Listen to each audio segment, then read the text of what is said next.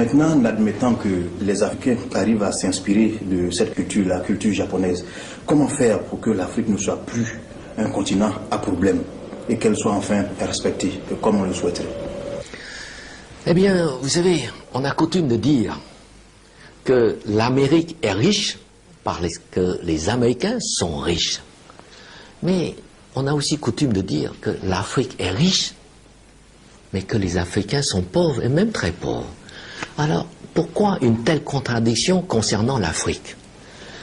Mais tout simplement parce que l'Afrique a une économie du XVIIIe siècle, et que les Africains continuent encore à exporter leurs richesses, c'est-à-dire leurs matières premières, aux grandes sociétés européennes qui les valorisent, qui les transforment en Europe et encaisser ainsi à leur place, c'est-à-dire à la place des Africains, l'énorme plus-value de la transformation. On peut alors dire que l'Afrique a certes acquis l'indépendance politique, mais pas son indépendance économique. Et pour cela, prenons l'exemple du café.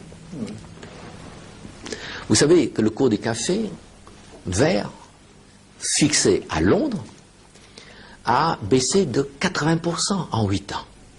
Alors vous savez aussi qu'aucune entreprise au monde ne peut supporter une telle baisse de prix sans tomber en faillite. Or, c'est ce qui se passe en Côte d'Ivoire et en Afrique. Pire, sur le prix actuel de 370 francs CAF par kilo, CAF ça veut dire coût, assurance et fret, il faut encore enlever les frais des intermédiaires et de transport maritime. Il ne reste donc que 200 francs à peine par kilo à l'Afrique. Et ce même café africain, transformé ensuite par les grandes sociétés en Europe en café soluble, se vend ensuite à plus de 20 000 francs le kilo à travers le monde. Voilà la contradiction. Et je dirais même l'injustice, elle est là.